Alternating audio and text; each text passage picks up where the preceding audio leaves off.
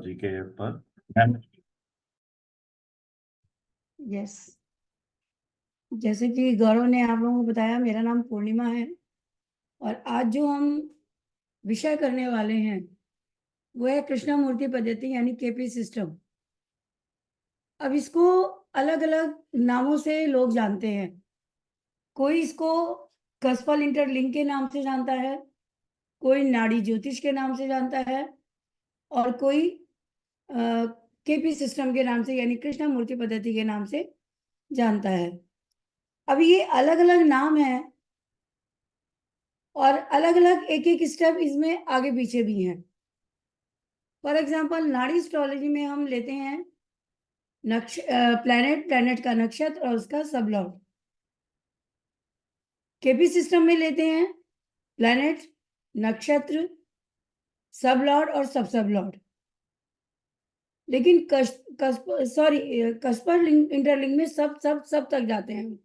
यानी जो 5 हमारी दशाएं होती हैं, महादशा, अंतरदशा, प्रत्यंतर दशा, सूक्ष्म दशा और प्राण दशा। जो प्राण दशा लॉर्ड है, जिसको हम सब लॉर्ड कहते हैं, वो हमारा इवेंट गिविंग प्लैनेट है। जब हम कहते हैं घटना जो है किस समय पे हुई है, किसी बच्चे का जन्म किस समय पे हुआ है। आजकल एक बड़े अचंभे की बात है कि लोग आवर्स और मिनट तो चेक कर लेते हैं लेकिन सेकंड्स चेक नहीं करते। तो सेकंड को चेक करना भी उतना ही जरूरी है जितना घंटा और मिनट हम नोट करते हैं। ठीक है, तो आज हम बात करेंगे कृष्णमूर्ति पद्धति पे। और जहां तक प्रश्न उठता है, बहुत सारे लोगों का एक सवाल होता है कि क्या फर्क है इसमें एक साधारण ज्योतिष में। साधारण कभी हो ही नहीं सकता। ज्योतिष है, साधारण तो हो ही नहीं सकता। वैदिक एस्ट्रोलॉजी या पराशर ज्योतिष में और कृष्णमूर्ति पद्धति में क्या फर्क है, या कस्पल इंटरलिंक में क्या फर्क है। जो लोग नाड़ी ज्योतिष के नाम से जानते हैं, नाड़ी एस्ट्रोलॉजी के नाम से, वो कहते हैं इसमें क्या फर्क है वैदिक एस्ट्रोलॉजी से। फर्क सिर्फ इतना है, फर्क बहुत ज्यादा नहीं है। वहां पे हम देखते हैं किसी भी घर का हाउस लॉर्ड, उसमें बैठा हुआ प्लैनेट और प्लैनेट किस नक्षत्र में है। ठीक है, लेकिन जब हम कस्पल लिंक या केपी सिस्टम की बात करते हैं तो यहाँ हम बैठे हुए ग्रह को तो लेते ही, लेकिन साथ साथ हमारे लिए कस्पल का मतलब क्या है। कस्पल का मतलब है भाव, यानी वो घर। कुंडली के 12 घर हैं यानी 12 कस्प हैं। तो मान लीजिए किसी का आपसे क्वेश्चन आता है, कोई बच्चे की कुंडली आती है कि बच्चा पढ़ने में अच्छा नहीं है, क्या आगे ठीक निकल जाएगा। पहला क्वेश्चन बच्चे के लिए अगर हम कहें तो हम उसको कैसे चेक करेंगे। हम पहले सीधे जाते हैं 4th हाउस के ऊपर, लेकिन 4th हाउस में जाने से पहले फर्स्ट हाउस को देखना जरूरी है। यानी फर्स्ट हाउस को कस्पल पोजीशन पे देखेंगे कि हमारा लगन लॉर्ड कौन है, उसका नक्षत्र लॉर्ड कौन है, उसका सब लॉर्ड कौन है। अभी मैं एक स्टेप तक ही बता रही हूँ समझने के लिए, इसके बाद आगे स्टेप लेंगे हम। तो यहाँ पे एक प्लैनेट कौन बैठा है वो तो उसको तो बाद में लेंगे, पहले हम देखेंगे कि क्या फर्स्ट हाउस यानी आपका लगन ये बता रहा है, ये प्रॉमिस दे रहा है कि बच्चा स्टडी कर पाएगा या नहीं कर पाएगा, और कर पाएगा तो क्या उसमें सक्सेस होगा या बीच में स्टडी छोड़ देगा या हायर एजुकेशन लेगा। तो सबसे पहले तो हम कस्पल इंटरलिंक में या केपी सिस्टम में फर्स्ट हाउस को देखेंगे कि फर्स्ट हाउस लॉर्ड कौन है। एक कुंडली बना लेते हैं हम सब अपने अपने पेपर पे, बना के देखिए। ठीक है, मान लीजिए किसी की मेष लगन की कुंडली है, हम मेष लगन से ही लेते हैं। कालपुरुष की कुंडली भी मेष लगन की बनती है, आज हम एग्जाम्पल में मेष लगन ही लेंगे। तो मेष लगन की कुंडली है तो ऊपर लिख लीजिए फर्स्ट हाउस। कभी भी किसी भी क्वेश्चन के लिए हमको देखना है तो सबसे पहले लगन को देखेंगे कि लगन क्या प्रॉमिस दे रहा है। कोई भी टॉपिक, कोई भी क्वेश्चन हो, हमारा लगन को देखना पहले जरूरी है। तो सबसे पहले हम मेष लगन की कुंडली बनाएंगे, और कुंडली के प्लैनेटरी पोजीशन में आपको बता देती हूँ क्या है। पहले कुंडली बना के अगर आप लोग को आती है बनानी, क्योंकि जो भी इस प्रोग्राम में बैठे हैं ये तो पक्का है कि आप सभी एस्ट्रोलॉजी के स्टूडेंट हैं, ये तो पक्की बात है। तो कुंडली बनानी सभी को आती होगी। तो कुंडली बना के, मेष लगन की कुंडली बना के 12 घरों में राशियां भर लीजिए, और भरने के बाद उसमें प्लैनेटरी पोजीशन में बता रही हूँ उस हिसाब से लिखिए। ये एग्जाम्पल चार्ट है। लगन में केतु बैठा है, और डेफिनेटली अगर लगन में केतु है तो सेकंड हाउस में राहु हो, सेवेंथ हाउस में राहु होगा, क्योंकि केतु और राहु हमेशा 180 डिग्री पे आमने सामने होते हैं। तो लगन में राहु है तो सेवेंथ हाउस में, उसके अपोजिट हाउस में राहु होगा। सेकंड हाउस खाली है, थर्ड हाउस में है जुपिटर। फोर्थ हाउस खाली है, फिफ्थ हाउस में है मंगल, सिक्स हाउस में है सूर्य, सेवेंथ हाउस में राहु के साथ है चंद्रमा, बुध और शनि, एट्थ हाउस में शुक्र है। ये इसकी प्लैनेटरी पोजीशन है इस बच्चे की। अब लगन को अगर हम देखेंगे, सबसे पहले लगन को देखिए। लगन है मेष, तो लगन लॉर्ड कौन है? मंगल। ठीक है, तो उसमें सबसे पहले लगन का हाउस लॉर्ड लिख लीजिए मंगल, क्योंकि वो प्लैनेट है। उसके बाद देखिए लगन किसके नक्षत्र में है। लगन है मेष, लगन की कुंडली है, और लगन केतु के नक्षत्र का है। तो नक्षत्र लॉर्ड, लगन नक्षत्र लॉर्ड केतु। मेष राशि में अश्विनी नक्षत्र आता है केतु का। उसके बाद किसके सब में है, यानी उप नक्षत्र कौन है उसका? नक्षत्र का उप नक्षत्र, जिसको हम सब लॉर्ड कहते हैं, वो है जुपिटर, यानी गुरु। ठीक है, ये कस्पल पोजीशन पे हमारे हाउस की पोजीशन बता रहा है कि लगन लॉर्ड मंगल है, और लगन का नक्षत्र लॉर्ड केतु है, और सब लॉर्ड गुरु है। अब हमको करना क्या है? सबसे पहले मंगल को देखिए इसी राशि में कि मंगल किस किस घर का स्वामी है और बैठा कहाँ है। मंगल के आगे वो घर लिख दीजिए। जैसे इस कुंडली में मंगल फर्स्ट हाउस और एट्थ हाउस लॉर्ड है, और बैठा है फिफ्थ हाउस में। तो मंगल के सिग्निफिकेंस क्या हो गए? 158। इसके बाद हम देखेंगे कि नक्षत्र लॉर्ड केतु है, तो केतु का संबंध किन घरों से बन रहा है? राहु केतु जिस घर में बैठते हैं उस घर से तो संबंध बनाते ही, साथ में जो जो प्लेनेट उसको देख रहे हैं वो उस उन हाउसेस से भी लिंक बनाते हैं। राहु केतु को स्पेशल ये पावर मिली हुई है। तो केतु का जो यहाँ पे अगर आप देखोगे, तो केतु जो लगन में ही बैठा हुआ है मंगल की राशि में। तो जब मंगल की राशि में बैठा है तो पहला तो संबंध ही उसका आ गया 158। उसके बाद जुपिटर को जो प्लैनेट देख रहे हैं वो है चंद्रमा। चंद्रमा फोर्थ हाउस लॉर्ड है, सेवेंथ हाउस में बैठा है। तो केतु के साथ 158 के साथ आप 4 और 7 भी लिख देंगे। उसके बाद मरकरी यानी बुध, वो भी देख रहा है केतु को। तो मरकरी जो लॉर्ड है वो है थर्ड हाउस और सिक्स हाउस का लॉर्ड, और बैठा है सेवेंथ हाउस में। उसके बाद शनि को लेंगे हम। शनि टेंथ हाउस और 11th हाउस लॉर्ड होके 7वें घर में बैठा हुआ है। तो अब यहाँ देखेंगे ये भी हम घर जो जो 10 11 जो है वो भी हम उसके नक्षत्र में, नक्षत्र लॉर्ड के सामने लिख देंगे। तो केतु के घर कौन कौन से हो गए? 1 3 4 5 6 7 8 10 और 11। ठीक है। अब इसका सब लॉर्ड है जुपिटर। जुपिटर यहाँ पे 9th और 12th हाउस लॉर्ड है और 3rd हाउस में बैठा है। तो 3rd हाउस का लिंक तो मरकरी के माध्यम से पहले ही बन गया, तो 9th हाउस और 12th हाउस भी जुड़ जाएंगे। ठीक है। ये एक सिंपल थ्योरी है जो यहाँ पे मैं आपको बता रही हूँ अभी चेक करने के लिए। तो अब इसमें देखिए हमारा जो एजुकेशन का भाव होता है वो 4th हाउस है।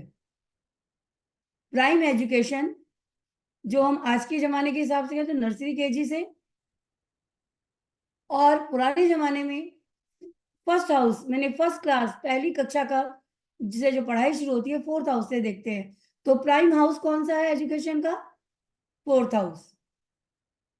4th हाउस लगन का संबंध जहां 6 8 और 12 से बन रहा है वहीं पे 1 4 10 11 से भी बन रहा है केतु के माध्यम से। यहाँ पे मंगल 4th हाउस से कनेक्ट नहीं हो रहा, लेकिन केतु का संबंध 4th हाउस से हो रहा है। जो नक्षत्र लॉर्ड है वो लगन को एजुकेशन के लिए प्रॉमिस दे रहा है। लेकिन क्यों? क्योंकि 1 4 10 11 के साथ साथ 5 के अगर कहें तो 1 4 5 10 11 के साथ साथ उसका जो संबंध है 5th हाउस से भी है, तो ये अच्छी एजुकेशन दे देगा। लेकिन 6 8 12 भी जुड़ रहे हैं, तो 6 8 12 का मतलब है कि बच्चे को एजुकेशन में कुछ दिक्कतें भी आएंगी। लेकिन ये दिक्कतें कहाँ आएंगी? प्राइमरी जो एजुकेशन है उसकी, प्राइमरी एजुकेशन बोले तो क्लास 1 से लेकर के क्लास 12 तक 4th हाउस की एजुकेशन जो है क्लास 1 से लेकर क्लास 12th तक हम देखते हैं 4th हाउस से एजुकेशन। तो लगन प्रॉमिस पूरा पूरा कर रहा है कि बच्चा पढ़ाई कर लेगा, लेकिन क्योंकि 6 8 12 हैं तो डिस्ट्रैक्शन भी दे रहा है। तो पढ़ाई में शुरुआती दौर में जब इस बच्चे की पढ़ाई का टाइम होगा तो इसका पढ़ने में मन नहीं लगेगा, लेकिन जैसे जैसे आगे बढ़ेगा ये 11th हाउस के आसपास आना शुरू होगा तो ये अपने आप आगे बढ़ना शुरू हो जाएगा। इसका फोकस जो है स्टडी में होना शुरू हो जाएगा। तो पहली बात तो लगन ये प्रॉमिस कर रहा है कि बच्चा अच्छी एजुकेशन ले सकता है विद ऑब्स्टेकल्स। ये तो 12th तक की स्टडी हो गई। इसी में जब हम देखेंगे हायर एजुकेशन तो उसके लिए 5 और 9 भी जुड़ जाएगा। तो अब फर्स्ट हाउस के बाद फिर 4th हाउस को देखते हैं कि क्या 4th हाउस प्रॉमिस दे रहा है। लेकिन अगर लगन प्रॉमिस दे रहा है, लगन प्रॉमिस दे रहा है इसका मतलब है कि बच्चे की अर्ज है पढ़ने की, वो पढ़ जाएगा, वो चाहता है पढ़ना, तो वो स्टडी कर ले जाएगा बेशक परेशानियों के साथ उसकी स्टडी पूरी हो। स्टार्टिंग में उसका फोकस इतना ना रहे लेकिन पढ़ जाएगा वो। उसके बाद सेकंड स्टेप में हम देखते हैं 4th हाउस को। 4th हाउस का संबंध भी 4th हाउस और 5th हाउस और 10th हाउस 11th हाउस के साथ होना चाहिए। ये प्रॉमिस देगा एजुकेशन का। हायर एजुकेशन के लिए 4 के साथ साथ 5th हाउस कंपलसरी है, 5th हाउस और 9th हाउस। तो फिर हम हायर एजुकेशन के लिए 5th हाउस को भी चेक करते हैं और 9th हाउस को भी प्रॉमिस के लिए देखते हैं। इनका संबंध 4th हाउस से 1 4 हायर एजुकेशन के लिए 1 4 5 9 10 11 ये हाउसेस होने चाहिए। जो प्लैनेट यहाँ पे बैठे हैं फिर हम उनको देखते हैं कि वो एजुकेशन का जो स्टडी का जो उनका चॉइस होगा वो क्या होगा, किस लाइन में जाना चाहेंगे, बाकी फिर हम प्लैनेट्स को चेक करते हैं। ये तरीका है नाड़ी ज्योतिष या केपी पद्धति में, कृष्णामूर्ति पद्धति में प्रोमिसेस चार्ट के प्रोमिसेस देखने का। कि अब सबसे पहला क्वेश्चन मैंने स्टडी के लिए इसलिए लिया कि सबसे पहला क्वेश्चन ही 5 क्वेश्चन गिने चुने होते हैं आज की डेट में। फर्स्ट एजुकेशन, दूसरा हेल्थ, तीसरा कैरियर, चौथा शादी, उसके बाद बच्चे, उसके बाद लास्ट क्वेश्चन जो होता है फाइनेंशियल, जो कंडीशन होगी हमारी होल लाइफ कैसी रहेगी। ये 6-7 क्वेश्चन स्पेशली होते हैं जब भी कोई क्लाइंट हमारे पास आता है। तो ये हमने फर्स्ट हाउस से प्रॉमिस देखा एजुकेशन का। अभी इससे रिलेटेड अगर कोई क्वेश्चन है तो हम पहले वो ले लेते हैं गौरव जी।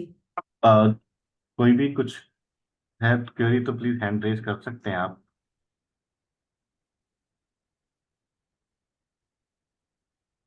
नहीं मैम, शायद कोई नहीं है, आप कंटिन्यू कर लीजिए। कोई और कोई किसी का क्वेश्चन है, ले लीजिए, कोई कुछ डिफरेंट क्वेश्चन पूछना चाहता है डिफरेंट टॉपिक पे, तो इसी में से हम वो कैसे निकालेंगे। किसी की आवाज आ रही है लेकिन आवाज कट हो रही है। नहीं मैम, किसी ने नहीं है, कोई भी प्लीज हैंड रेज कर सकते हैं तो मैं म्यूट कर दूंगा आपको।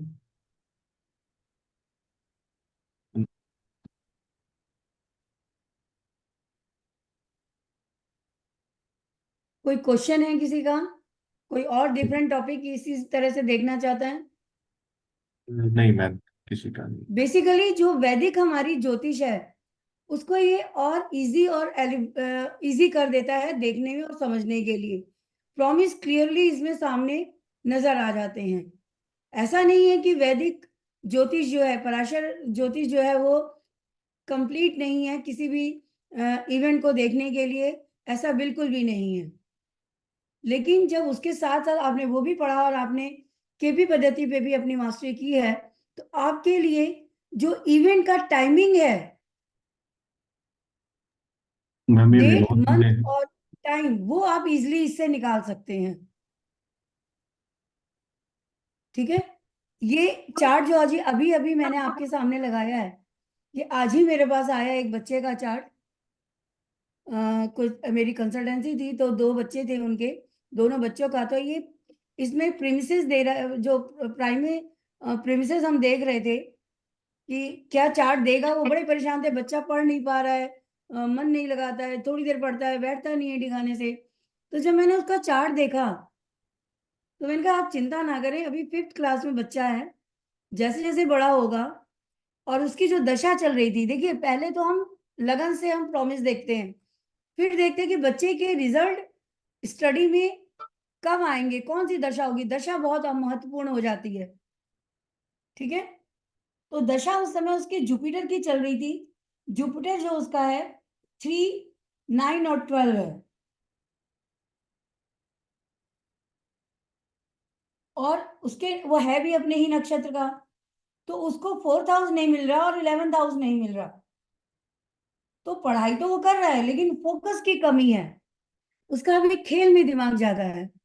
जैसे ही उसकी शनि की दशा आएगी, शनि उसका बैठा 7th हाउस में है लेकिन 4th हाउस को ऑस्पेक्ट दे रहा है। शनि की दशा उसकी शुरू होने वाली है 2024 में, मई से, नहीं, इसकी शुरू होगी 2026 में, सितंबर 2026 से। और उस समय ये बच्चा 8th क्लास में होगा। उस टाइम से इसका सही फोकस बनेगा, क्योंकि बाकी जितने भी प्लैनेट्स हैं, जितने भी कस्पल लिंक हैं, सब इसको स्टडी के लिए अच्छा प्रॉमिस दे रहे हैं। ठीक है। ये तो था फर्स्ट स्टेप। सेकंड स्टेप में हम जब कोई इवेंट हमारा होना होता है तो हम कहते हैं कि कब होगा। यहाँ पे जो आपका रेट्रो प्लैनेट है वो भी इंपॉर्टेंट रखता है, इंपॉर्टेंस रखता है। रेट्रो प्लैनेट, अगर आपकी कुंडली में कोई भी प्लैनेट रेट्रो है और आपके इवेंट के समय पे वो प्लैनेट रेट्रो ही चल रहा है, तो उस समय आपके काम नहीं रुकेंगे। लेकिन कुंडली में रेट्रो पोजीशन पे नहीं है और ट्रांजिट में रेट्रो पोजीशन पे है, तो काम होगा नहीं। तो कई बार रेट्रो प्लैनेट से हम घबरा जाते हैं कि प्लैनेट रेट्रो है, काम नहीं होगा। मेरे पास एक केस आया था, एक लेडी थी, बहुत बीमार थी, हो गए इन बातों को काफी टाइम हो गया, तो वो लगभग बेड पे थी, कोमा में थी।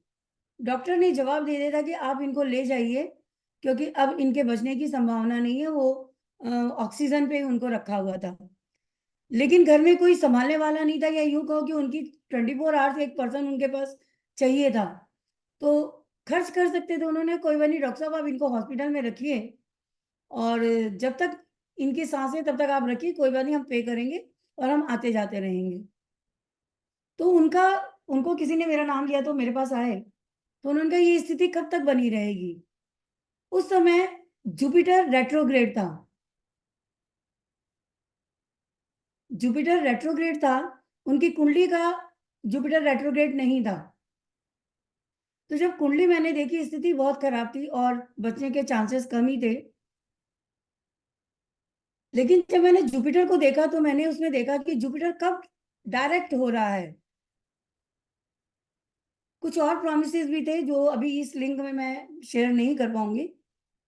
तो मैंने उनको बोला कि इस डेट पे जुपिटर डायरेक्ट होगा, इसके बाद 24 आवर्स के अंदर अंदर इनकी डेथ हो जाएगी, आप इनको घर ले जाओ, क्योंकि ये इंटरनली ये चाहती है मैं घर में मेरी डेथ हो, वो हॉस्पिटल में खुश नहीं है। कह रहे हाँ वो इशारा करती हैं कि मुझे यहाँ से ले चलो। तो मेरे ख्याल से 10 या 12 दिन का टाइम था जुपिटर के डायरेक्ट होने में। तो मैंने कहा आप इनको घर ले जाइए, जो सेवा कर सकते हैं लास्ट टाइम पे, जो दान पुण्य आप कर सकते करिए।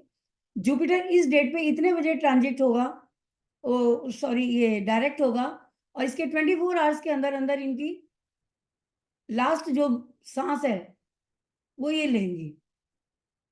वो कैसे देखा वो मैं आपको बताती हूँ। टाइम कहाँ से देखते हैं, जब हम केपी सिस्टम में हम काम करते हैं तो टाइम कहाँ से देखते हैं। कस्पल इंटरलिंक पे जाइए।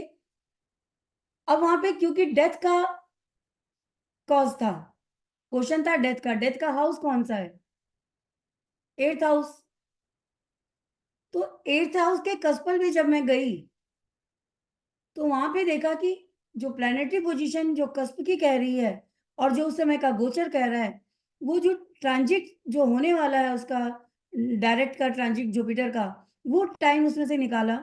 सब पोजीशन पे जाके 5 पोजीशन होती है। एक होता है प्लैनेट, महादशा, नक्षत्र लॉर्ड, अंतरदशा, प्रत्यंतर लॉर्ड, आपका ये सब लॉर्ड, उसके बाद सूक्ष्म दशा, सब लॉर्ड, और प्राण दशा सब लॉर्ड, यानी उप नक्षत्र का भी उप नक्षत्र और उप नक्षत्र का भी उप नक्षत्र 4th पोजीशन पे। तो वो जो टाइम आ रहा था उसी टाइम पे एग्जैक्ट, आप लोग यकीन नहीं करेंगे, ऐसे बहुत सारे केसेस हैं। वो मेरे को इसलिए याद रहता है क्योंकि रेट्रो पोजीशन का वो पहला केस था मेरे पास। तो जैसे ही जुपिटर डायरेक्ट हुआ, डायरेक्ट होने के 24 आवर्स, क्या वो मेरे ख्याल से 8 घंटे ही बीते होंगे, और वो एग्जैक्ट उसी टाइम पे 2 4 5 मिनट आगे पीछे जरूर हो सकता है, वो पॉसिबल है। उनकी लास्ट जो सांस उन्होंने अपनी ली और उन्होंने पहले ही बोल दिया मुझे नीचे उतार दो। और उन लोगों को क्योंकि टाइम मिल गया था कि एग्जैक्ट टाइम की ये टाइम होगा, इवेंट इस टाइम पे होगा, ये पर्टिकुलर टाइम पे इवेंट है, तो इवेंट का जो डेट है, टाइम है, उसके निकालने में ये आपको बहुत हेल्प करता है केपी सिस्टम। इसको कस्पल इंटरलिंक कह लीजिए, केपी सिस्टम कह लीजिए, या नाड़ी ज्योतिष।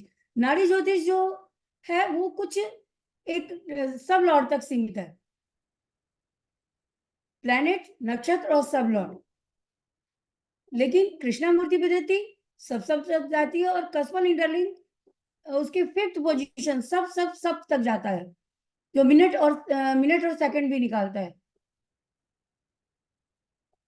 इसी तरह अगर किसी के आपको वो करना है, रेक्टिफिकेशन करना है चार्ट का कि टाइम सही है या नहीं है, तो यहाँ पे हम कैसे करते हैं, हमारा जो जन्म नक्षत्र है, जैसे इस बच्चे का जन्म का नक्षत्र है वो ये है विशाखा नक्षत्र, तुला राशि है चंद्रमा की और विशाखा नक्षत्र है।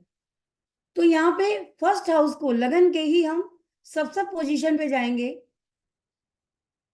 कोई कुंडली अगर किसी के पास है और रेक्टिफाई करना चाहते हैं तो अभी इसी समय हम एग्जाम्पल के तौर पे इसको हम कर सकते हैं। तो हमारे बर्थ नक्षत्र का संबंध हमारे सब लॉर्ड पे जो प्लैनेट है उससे मिलना चाहिए, उससे संबंध डायरेक्ट होना चाहिए। Thank you sir. उससे जब डायरेक्ट संबंध होता है तो समझ लीजिए कि आपका चार्ट परफेक्ट है। ये तो अभी आपके जन्म का समय आपने रेक्टिफाई किया, ये फर्स्ट स्टेप है चार्ट को रेक्टिफाई करने का। लेकिन और क्या है, अब आपकी पूरी फैमिली, अब अच्छी और डिटेल में आपको जाना है तो जन्म का तो वही रहेगा, जो नक्षत्र है आपका उसका सबसे पोजीशन पे जो प्लेनेट आएगा उससे ही बनना चाहिए। उसके बाद आप देखोगे आपके और इवेंट्स को मिला सकते हो। और इवेंट्स को मिलाने के लिए जब आपके बच्चों का जन्म हुआ, जो मैरिड है उनके बच्चों का जन्म, बच्चों की डिटेल लीजिए और उनका वो देखिए जन्म नक्षत्र क्या है। मान लीजिए फर्स्ट चाइल्ड है तो फर्स्ट चाइल्ड का जो उसका नक्षत्र है उसका संबंध आपके 5th हाउस के सब पोजीशन के प्लैनेट से मैच करना चाहिए, डायरेक्ट संबंध होने चाहिए।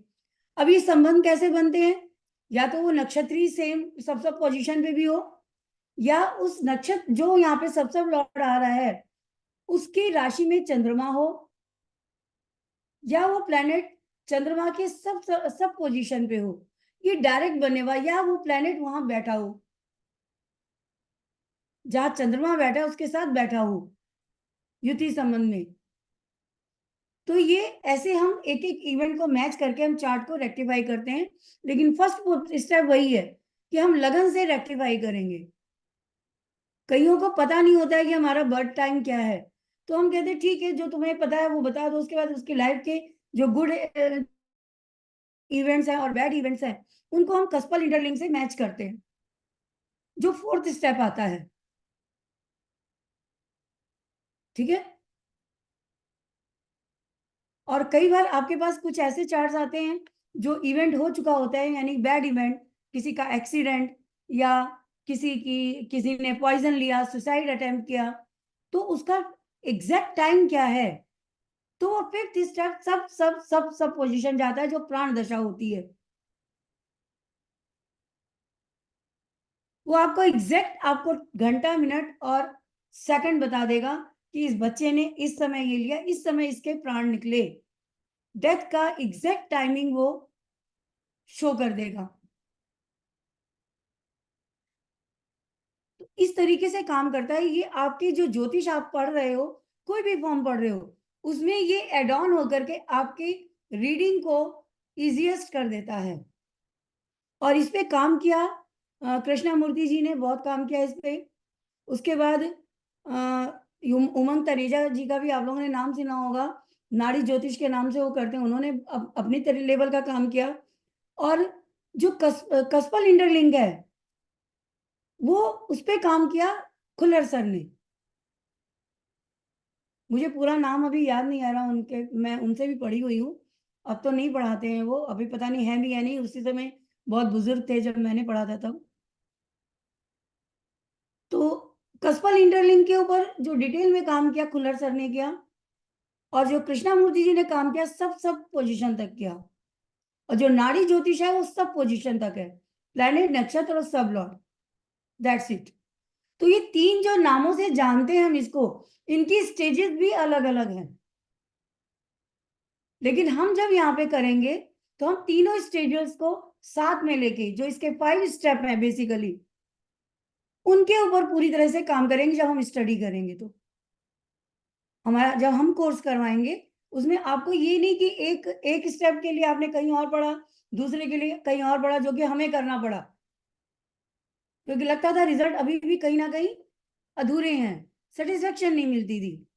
तो इससे आगे और क्या है, मैंने जो कृष्णा मूर्ति जी के बेटे हैं श्री हरिहरन जी, उनकी वाइफ है विद्या मैम, मैंने उनसे भी स्टडी की है, उनसे डिटेल स्टडी उनसे भी की, खुल्लर सर से भी स्टडी की, फिर खुल्लर सर के एक स्टूडेंट हैं उनसे भी मैंने स्टडी की, क्योंकि वो सेटिस्फेक्शन नहीं मिल रही थी कि कई बार तो इवेंट मिल जाते थे, कई बार नहीं मिलते थे। तो वो जो 5 स्टेप हैं, वो पांचों स्टेप जानने के लिए वो उतनी मेहनत करनी पड़ी हमें। तो यहाँ पे हमारे कोर्स में एक ही बेनिफिट आपको मिलने वाला है कि सारे स्टेप जो 5 स्टेप हैं, केपी सिस्टम कह लो या क्या नाम कस्पल इंटरलिंक कह लो, आपको एक ही प्लेटफॉर्म पे मिलने वाले हैं। इसके आगे कोई क्वेश्चन है, कोई डाउट है तो आप लोग पूछ सकते हैं मुझसे। और सबसे कि पहले मैं एक किसी छोटा सा और मैं बोलना इवेंट के चाहूंगा बारे में कि जानना जो चाहते हैं कैसे देखें, तो हम उस पर भी बात कर सकते हैं। केपी एस्ट्रोलॉजी का मैम हमारा जो कोर्स है, सभी को मैं जी इंफॉर्मेशन देना चाहूंगा कि हमारा जो कोर्स है 15 से स्टार्ट हो रहा है, और जो कंप्लीट हमारा ये 24 डेज का कोर्स है। फीस इसकी जो रहेगी वो 17,700 है। तो आप में से जो जी लोग भी इंटरेस्टेड हैं, करना चाहते हैं, तो आप अपना नंबर ड्रॉप कर सकते हैं चैट बॉक्स में। जी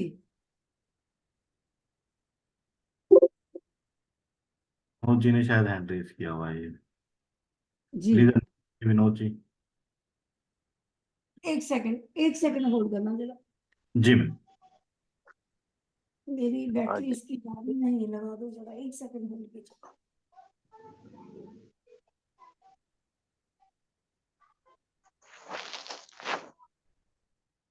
हाँ हेलो। जी, जी गौरव, हाँ जी मैडम जी, नमस्कार जी। नमस्कार जी। हाँ मैडम, मैं आपको सुन रहा था, दोनों तीनों आपने कुंडली के बारे में बताया, पद्धति के बारे में। तो कई दिन से सुन रहा हूँ मार्केट के अंदर बहुत सारी पद्धतियां चल रही है, और बीच में ये BNN जी जो भृगु नंदी नाड़ी वाला जो आ गया है, अब इसमें कह रहे हैं कि बिना डेट ऑफ जी बर्थ के सारा बताया जाता है, बिना डेट ऑफ बर्थ। उसकी एक्यूरेसी कितनी है और केपी वाले की एक्यूरेसी कितनी है? देखिए, भृगुनंदी नाड़ी जो है ना, क्यों थंब क्यों रूल्स है। क्योंकि क्यों क्योंकि वो क्योंकि ऐसा नहीं बहुत है से लोग। बिना, जो भृगुनंदी नाड़ी, सर हाँ मैं पहले आपको बता देती हूँ, नाड़ी जो है, जो हम सोचते हैं नाड़ी, ये जो है ये डिफरेंट है, जो नाड़ी ज्योतिष है। एक नाड़ी है जो आपके थंब इम्प्रेशन को लेके की जाती है, ठीक है। हाँ जी। वो हाँ जी। थंब इम्प्रेशन आपका लेते हैं पेपर पे, वो जो बिना हाँ जी। डेट ऑफ बर्थ लिए जो करते हैं ना, वो मैं बता रही हूँ। वो अच्छा। भृगुनंदी नाड़ी नहीं है वो।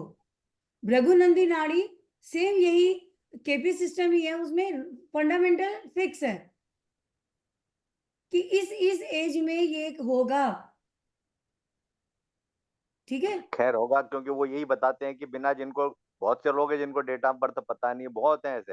अब कई जी बार तुक्का लगाने वाली बात है, लेकिन वो कहते हैं कि बिना डेट ऑफ बर्थ के भृगुनंदन नाड़ी से पता लगाया जाता है, और उसकी एक्यूरेसी अच्छी होती है। और केपी से शायद ज्यादा बेटर, अब क्या मुझे नहीं पता है, वो आप देखिए ज्यादा सर, मालूम हो। भृगुनंदी नाड़ी जहां तक मैंने पढ़ा है और जो मैं जानती हूँ, भृगुनंदी नाड़ी डिफरेंट है। जो आप जिस नाड़ी की बात कर रहे हैं वो थंब इम्प्रेशन लिया जाता है, थंब अच्छा। इम्प्रेशन से भी चीजें निकल कर आती है, लेकिन वहां पे वो जो पुराने जो हमारे विद्वान लोग थे, वो जैसे एस्ट्रोलॉजी की बुक्स लिख के गए हैं, हाँ उन्होंने जी। लिपियों में और कुछ कविताओं के रूप में, कुछ निशानियों के रूप में, भगवान के नाम के रूप में कुछ लाइंस संस्कृत में श्लोक लिखे हैं। तो वो अल्फाबेट बोलते हैं कि इस आपका नाम इस अल्फाबेट से, आपकी मदर का नाम इस अल्फाबेट से है, फादर का नाम इस अल्फाबेट से है, वो अगर मैच कर गया तो उसी से लिंक्ड वो श्लोक निकालते हैं, और वो बताते हैं आपका ये बैकग्राउंड रहा है, आगे ये होगा, उससे रिलेटेड वो सारा मटेरियल डिटेल निकाल लेते हैं। वो डिफरेंट नाड़ी है, रघुनंदी नाड़ी, और ये जो केपी सिस्टम का हो या नाड़ी ज्योतिष का हो, ये वो चीज नहीं है। आप जो कह रहे और हैं बिल्कुल सही कह रहे हैं। हाँ जी, वो रघुनंदी क्यों? नाड़ी जस्ट, रघुनंदी क्यों? नाड़ी में भी सर नक्षत्र बेस्ड है, रघुनंदी अच्छा। नाड़ी भी नक्षत्र बेस्ड है, अच्छा। अच्छा। लेकिन वहां पे थंब रूल है, फिक्स है, फंडामेंटल फिक्स है। वहां पे जो गणना की जाती है उम्र के हिसाब से की जाती है। अब मैं इसको किसी और सब्जेक्ट के साथ मैच करके यहाँ नहीं बोलना चाहती हूँ, लेकिन हम्म। रघुनंदी नाड़ी में कई नाड़ियां हैं, अच्छा। हर अच्छा। ठीक प्लेनेट है। की नाड़ी है।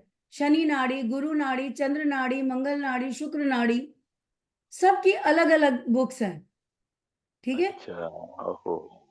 तो बहुत 9 कंफ्यूजन प्लैनेट है, इस 9 वक्त। प्लैनेट की नाड़ियां हैं। हाँ हाँ हाँ, ठीक है। ठीक है ना, सुनी सुनाई बातों पे जब तक मैं विश्वास नहीं करती, जब तक मैं चीजों को खुद रीड ना कर लूं या मैं खुद एक्सपीरियंस ना करूं।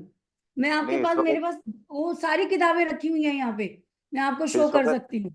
इस वक्त व्हाट्सएप के ऊपर जो प्लेटफॉर्म के ऊपर जितने कोर्सेज चलाए जा रहे हैं, बड़ा कंफ्यूजन हो रहा है। केपी को का भी और बीएनएन का भी है। बीएनएन वाले को बीएनएन के नाम से ही आ रहा है। जी, बीएन बैकग्राउंड दिखा इसी नाम से। और वो बस स्टार्टिंग में वो यही कह रहे हैं कि हमारा आप वर्कशॉप अटेंड करिए, बिना डेट ऑफ बर्थ के इसमें बताया जाता है। बाकी में और शॉर्टकट में बताया जाता है, बहुत इजी है ये है। बाकी तो क्या। सर वो लोग क्या कहते हैं और लोग क्या कर रहे हैं उस बारे में मैं डिस्कशन नहीं करूंगी, क्योंकि हाँ सबका अपना एरिया है। कौन हाँ सही जी, हाँ जी, कौन झूठ है, इसको कहने का हक मुझे नहीं है। ठीक है ना, हाँ जी, ठीक। मैं जो जानती हूँ, मैं जितना जानती हूँ, मैं उस बारे में आपसे बात कर सकती हूँ। उसके उसकी डिटेलिंग जो मेरे पास है वो मैं डिटेल आपको दे सकती हूँ। ठीक और है, आप भी अभी लेकिन केमिस्ट्री मैं का आपके आपको पास, एक, मैं केमिस्ट्री का आपको भी यहाँ आपके। ये जरूर कहूंगी, मैं यहाँ पे ये जरूर कहूंगी आपको, जो केपी सिस्टम जब मैं स्टडी करती हूँ, जो जी, आपने नाम लिए ना, इसमें भी प्लेनेट जो बैठा है, उस प्लेनेट को देख करके किस उम्र में क्या वो प्लेनेट क्या दे रहा है। हाँ पूरा जी, भृगुनंदी नाड़ी तो मैं नहीं करवाती, क्योंकि सब्जेक्ट डिफरेंट है। वो 9 नाड़ियां, 9 नाड़ियों की स्टडी, वही सब्जेक्ट ही अलग है। लेकिन यहाँ पे फिर भी काफी हद तक जो इसके फंडामेंटल है, जो कि हाँ जी, यहाँ पे सिर्फ एक बेसिकली कृष्णामूर्ति जी ने किया क्या है, कृष्णामूर्ति जी ने ये किया कि जो अ, हवा बना हुआ था ज्योतिष को लेकर के, उसको हम्म, साधारण तरीके से उसको कर दिया है कि कोई भी व्यक्ति जो ज्योतिष पढ़ा हुआ है, जिसको सिग्निफिकेट और सिग्निफिकेंस का ज्ञान है, हाउसेस का ज्ञान हाँ है, जी, राशियों का ज्ञान है, नक्षत्रों हाँ का जी। ज्ञान है, वो यहाँ पे वो देख करके इवेंट्स को सही तौर पे बता सके, सही सही कर सके। ये बेसिकली ये जो सिस्टम है, ये हरारी के लिए है, प्रश्न शास्त्र के लिए है। इफ तो हाँ जी, ठीक है, समझ गया। जी, तो उत्तर उत्तर भारत वाले जो यूज करते हैं कुंडली के लिए, ये उससे बिल्कुल अलग है, उससे भी एडवांस हो गई एक तरह से केपी वाली। जी बिल्कुल। उत्तर भारत में क्या, ये दक्षिण भारत में ज्यादा इस्तेमाल दक्षिण, होता है। ये आया हाँ जी, विषय दक्षिण भारत से ही है। दक्षिण भारत से ही है। कृष्णमूर्ति जी जो थे, वो दक्षिण भारत के ही थे। ठीक है जी, ठीक है। थैंक ये यू आया मैडम। मगर दक्षिण मेरी भारत से है। इसके मेरी ऊपर डेट ऑफ काम जो बर्थ, किया कृष्णमूर्ति जी ने किया था, इसीलिए इसका नाम है कृष्णमूर्ति पद्धति। मेरी डेट ऑफ बर्थ से कुछ बता सकते हैं मैडम? मेरा तो हॉस्पिटल का चक्कर बहुत लगता रहता है, उससे मुक्ति नहीं मिल रही मुझे।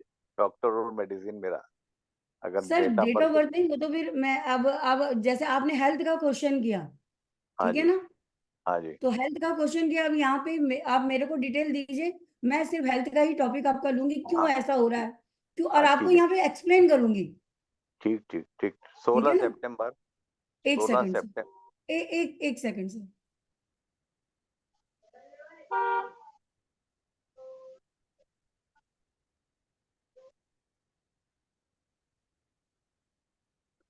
आपका सूर्य सिंह राशि का है। मेरी तो मेष में है जी जन्म तो मेरा। सूर्य की बात कह रही है, सूर्य सिंह राशि का है। होगा, अब मैं ज्यादा इतना मुझे नहीं पता जी। चलिए ईयर बताइए, ईयर बताइए। 1954 है, 16 सितंबर 1954। टाइम। ये मॉर्निंग में 4 बजे का है।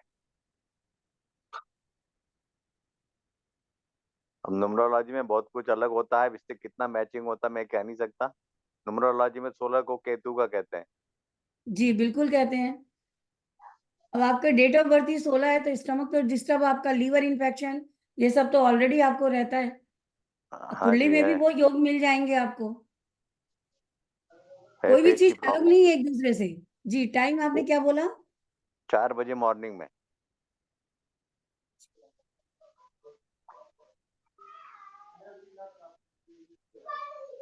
दिल्ली का बर्थ है। नहीं, महाराष्ट्र में वर्धा जगह है, वर्धा। वर्धा। नाग हाँ, नागपुर के पास में। ना, जहाँ स्पेलिंग बोलिए सर, स्पेलिंग बोलिए। WWARDHA,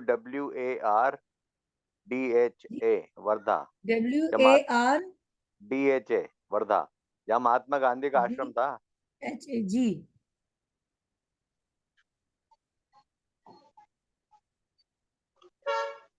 महाराष्ट्र में, नागपुर के पास। जी, आपका देखिए सिंह लगन है, मैंने कहा था ना सूर्य सिंह राशि का ही है, सुबह जी अर्ली मॉर्निंग का बर्थ है, उस हाँ समय जी, सिंह लगन ही राइज कर रहा था। आपकी जो मेष है वो हाँ चंद्रमा जी, की राशि है,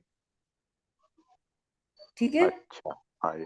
इसमें जी। मेष को आप कई बार मंगल का कहते हैं, मंगल स्वामी है मेष का। जी, मंगल स्वामी है, और उसका केतु, मंगल मंगल स्वामी का है। केतु का और भी संबंध है।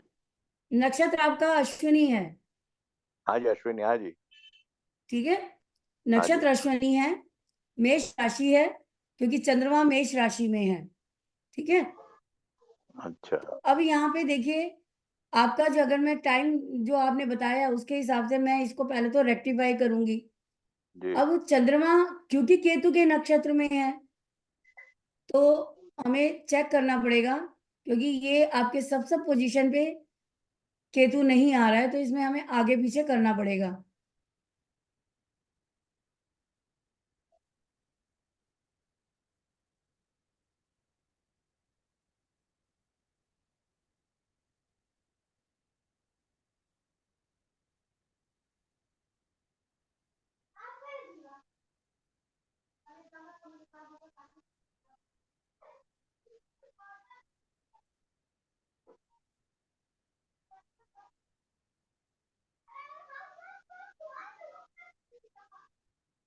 देखिए, आपने मुझे बोला था कि जी, 4 बजे का जन्म है, करेक्ट, मॉर्निंग का 4 बजे का है जी ये। ठीक है। हाँ लेकिन जी, आपका करेक्ट टाइम बताऊं मैं आपको? हाँ जी, बताइए, क्योंकि उस वक्त तो नहीं कोई कंप्यूटर शम्प्यूटर तो था नहीं, पूरा 1954 की बात है। जी, आपका करेक्ट टाइम है 3:59:20।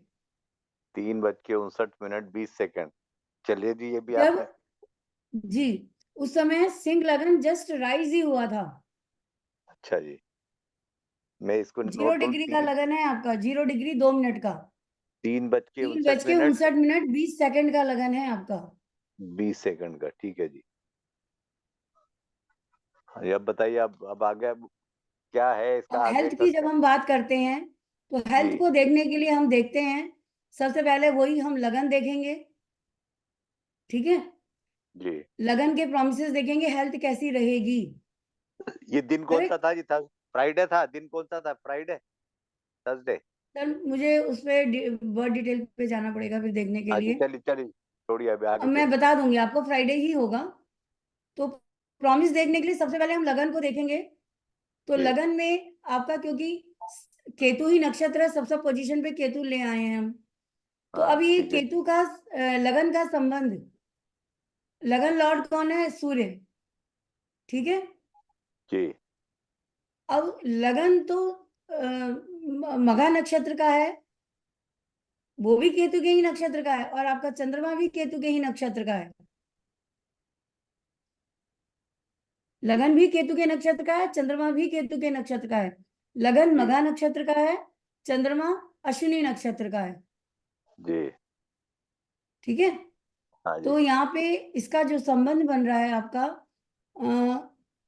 लगन, लगन लॉर्ड सूर्य का संबंध लगन से बन रहा है। अभी मैं डिटेल में कस्पल पोजीशन पे देख रही हूँ, तो सूर्य का संबंध फर्स्ट हाउस, सेकंड हाउस, लिख लीजिए, हाउसेस लिखिए, जी first house, second house, six house हाँ जी, और 10th हाउस। 10th, ठीक है जी। उसके नीचे लिखिए केतु। केतु, ठीक है जी। केतु का संबंध है आपका ये सेकंड हाउस, 11th हाउस,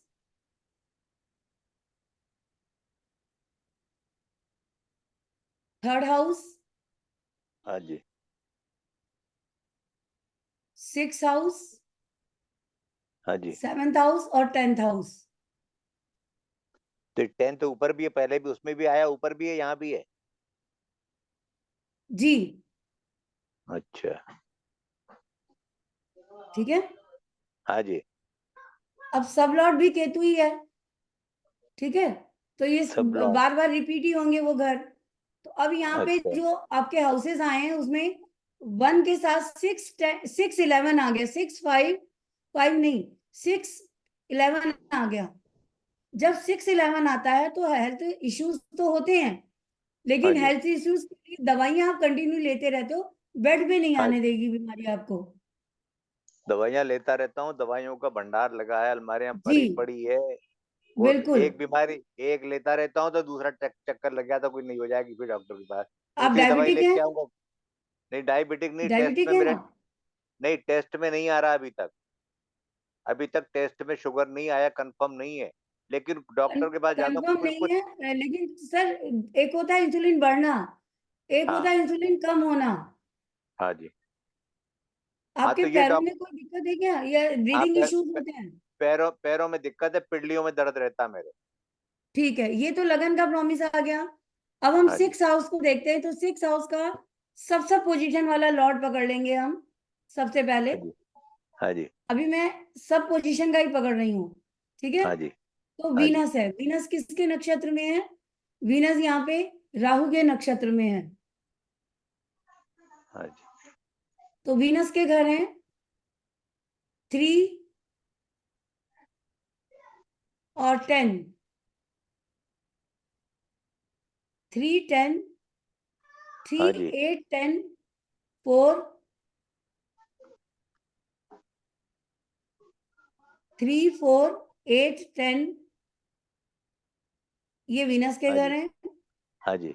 उसके बाद राहु, राहु राहु, बैठा हुआ है 5th हाउस में, हाँ जी, जुपिटर की राशि में। जुपिटर यहाँ पे 5th हाउस लॉर्ड भी है और 8th हाउस लॉर्ड भी है, हाँ जी, ठीक है? हाँ तो जी, जुपिटर के बन रहे हैं 5 8 12। राहु के आगे लिखिएगा, जुपिटर नहीं, राहु के आगे लिखिएगा 5 8 12, और मंगल के साथ बैठा है, तो उसके हिसाब से आपका 4th हाउस और 9th हाउस भी बन जाता है। राहु का आपने बताया 5 8 12। जी, 5 8 12, उसके बाद लिखिए 4 8 4 9, 4 9 किसका उसी है में ये? राहु में ही अच्छा, 4 4 9 9। लिखिए, हाँ जी, ठीक है? हाँ जी, इसके बाद आता है चंद्रमा की भी दृष्टि है राहु पे, हाँ जी, ठीक है? तो हाँ जी। चंद्रमा हमारा 12th हाउस लॉर्ड है, पहले ही आ ही गया है, 9th हाउस आ ही गया, अलग से लिखने की जरूरत नहीं है यहाँ पे, ठीक है? हाँ जी। अच्छा, अब उपाय बताइए।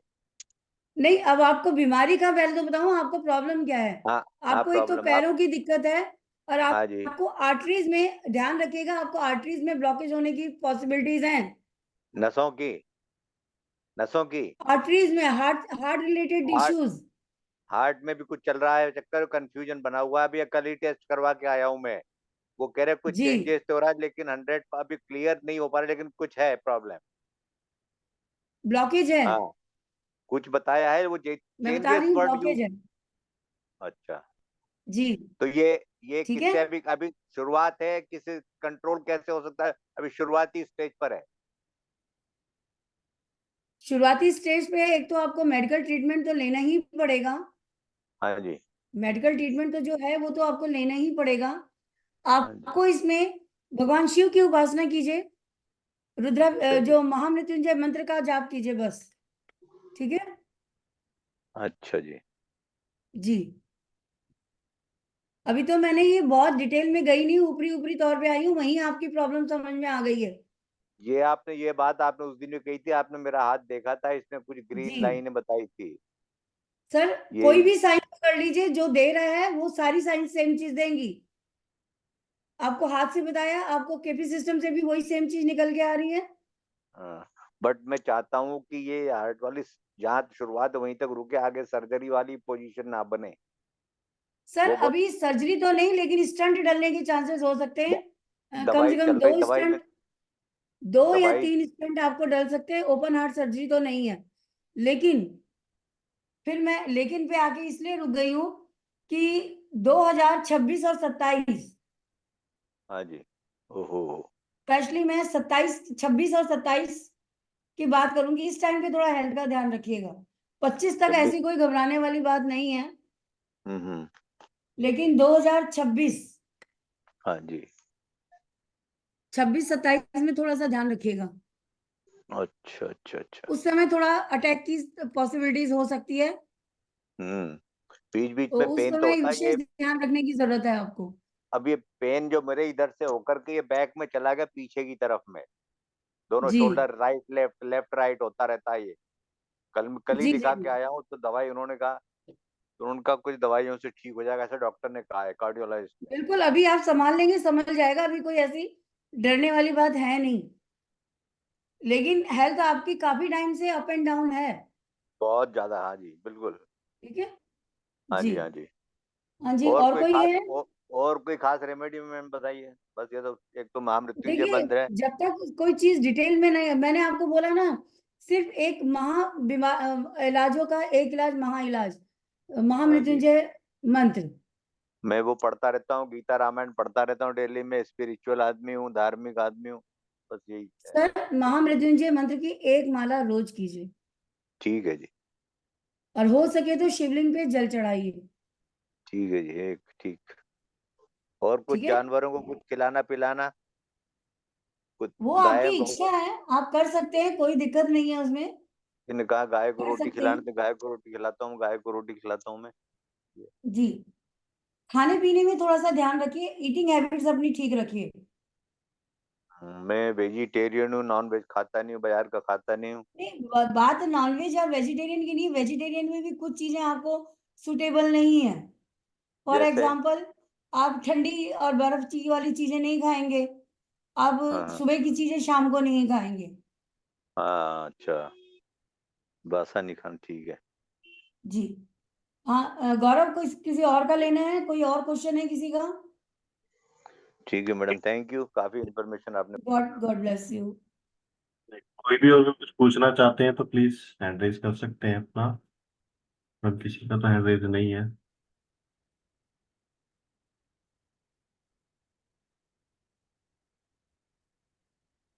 विनोद जी तो हमारे हर उसमें सेमिनार में होते हैं। जी मैम।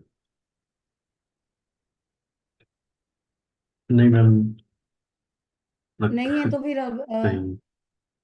ठीक है, नहीं है ठीक है मैम, क्वेश्चन फिर तो आज का इसका तो हम मतलब। यही करते हैं। बाकी हाँ, हमें बताइए फिर 15 नेक्स्ट से हमारा वेबिनार स्टार्ट फिर हो रहा दोबारा है। से करेंगे। जी हाँ, जल्दी रखेंगे तो जो भी ग्रुप से जुड़े हैं आप सब जुड़े रहिए। तो बिल्कुल, हम आपको उसके उसमें नेक्स्ट इंफॉर्मेशन वेबिनार आपको की दे देंगे। इंफॉर्मेशन सबको मिली लेकिन जाएगी। जो भी अपनी एस्ट्रोलॉजी को इजिएस्ट करना चाहता है, मैं ये जरूर कहूंगी, एक बार इस सब्जेक्ट को भी रीड करिए, पढ़िए, सीखिए, आपको आपकी प्रेडिक्शन में हेल्प मिलेगी।